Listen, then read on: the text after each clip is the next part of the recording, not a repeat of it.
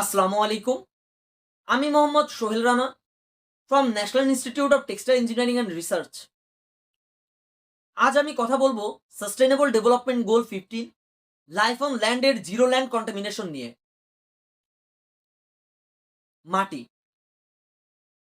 মাটি থেকে কিন্তু আমরা আমাদের জীবন পাই।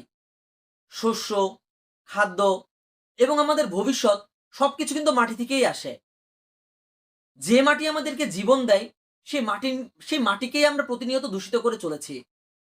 এর ফলাফল স্বরূপ ভবিষ্যৎটা আমাদের কেমন হতে যাচ্ছে সেটা কি আমরা ভেবে দেখেছি? ভবিষ্যতের কথা যেহেতু বলছি, তো ভবিষ্যৎ প্রজন্মের একটা ছোট্ট অংশ নিয়ে কথা বলতে চাই।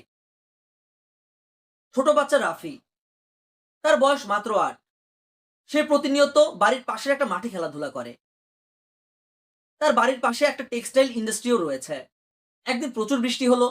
বৃষ্টির পানির সাথে সেই টেক্সটাইল ডাইং ফ্যাক্টরির ওয়েস্টেজ এবং হেভি মেটালগুলো মাটির গভীরে চলে গেল।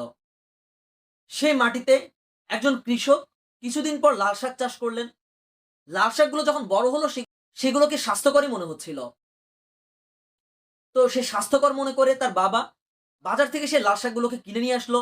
মা রান্না করলো। রাফি আবার লাল শাক খেতে ভালোই পছন্দ করে। এই পর্যন্ত সবই স্বাভাবিক মনে হচ্ছে, কিন্তু কিছুদিন পরে দেখা গেল ওই ছোট্ট শিশু রাফি তার ব্রেন হ্যামারেজ হয়ে গিয়েছে। এটা হয়েছিল শুধুমাত্র ল্যান্ড কন্টামিনেশনের জন্য। পলিউশন বলতে আমরা আসলে বুঝি যেগুলো আমরা দেখতে পাই সেগুলোকে, যেমন বাতাসে ইটভাটার কালো ধোঁয়া মিশে যাচ্ছে, বুঝতে পারছি পলিউশন হচ্ছে। কিন্তু মাটিতে এই যে এইভাবে ল্যান্ড কন্টামিনেশনের মাধ্যমে যে একটা সমস্যা তৈরি হচ্ছে সেটা কিন্তু সহজে আমরা বুঝতে পারি না। এই কারণে আমাদেরকে সচেতন হইতে হবে। এখন প্রশ্ন হচ্ছে এই যে টেক্সটাইল ইন্ডাস্ট্রির যে ডাইং ইফিউলেন্ট এর যে প্রবলেমটা ক্রিয়েট করলো ল্যান্ড কন্টামিনেশনের জন্য, এটা সমাধান কি? এর সমাধান শুধুমাত্র যে সিনথেটিক ডাই ব্যবহার করা হয়েছিল, এর ফলে হেভি মেটালের মাধ্যমে ল্যান্ড কন্টামিনেশন হয়েছে, বিষয়টা এরকম না। মেন সমস্যা ছিল আমাদের আনসাস্টেইনেবল অ্যাপ্রোচে, আনসাস্টেইনেবল প্র্যাকটিসে।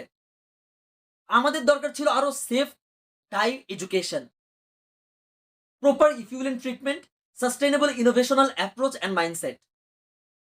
আমরা যদি আমাদের এই সিনথেটিক ডাই ব্যবহার করে আমাদের কাপড়কে কিভাবে আরো উজ্জ্বল করা যায়, কিভাবে কালার ফ্রেশনেস আরো বাড়ানো যায়, এগুলো চিন্তা ভাবনা না করে এতদিন যদি ন্যাচারাল ডাই আমরা ব্যবহার করতাম, তাহলে পরে হয়তো বা ন্যাচারাল ডাই কে আমরা টেক্সটাইল ইন্ডাস্ট্রিতে ব্যবহারের মতো উপযোগী করে ফেলতে পারতাম। হ্যাঁ, ন্যাচারাল ডাইয়ের কিছু লিমিটেশন রয়েছে, যেমন কালার ফাস্টনেস কম, কালার কনসিস্টেন্সি কম, ইন্ডাস্ট্রিয়াল অ্যাপ্লিকেশন প্রায় নাই বললেই চলে। কিন্তু আমরা 2026 সাল পর্যন্ত এটা নিয়ে যদি ভালো গবেষণা করতাম, ইনোভেশনাল অ্যাপ্রোচ দেখাতাম, তাহলে হয়তোবা আমরা এটাকে ইন্ডাস্ট্রিতে ব্যবহার করতে পারতাম। হয়তোবা ল্যান্ড কন্টামিনেশনকে আমরা অনেকটা দূর করতে পারতাম। এর মানে আমি বুঝাতে চাচ্ছি যে আমাদের এই যে ফ্যাশন সেন্স, এইটা শুধুমাত্র চাকচিক্যর দিকে ফোকাস না করে ইথিক্যাল, সাস্টেইনেবল অ্যান্ড সেফ ফ্যাশনের দিকে যাওয়া উচিত ছিল। কারণ জিরো ল্যান্ড কন্টামিনেশন মানে শুধু মাটিকেই বাঁচানো না, ওই যে ছোট্ট ছেলে রাফি ছিল তাকেও বাঁচানো, আমাদের ভবিষ্যৎ প্রজন্মকে বাঁচানো। তো আমাদের কি উচিত না রাফি এবং ভবিষ্যৎ প্রজন্ম বাঁচানোর জন্য এগিয়ে আসা? আজকে এই পর্যন্তই। ধন্যবাদ।